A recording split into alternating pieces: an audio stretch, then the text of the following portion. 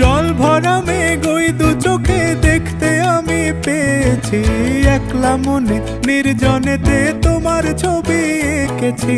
নাম রেখেছি বনলতা যখন দেখেছি, হয়তো বা সেই ক্ষণেই তোমায় ভালোবেসেছি।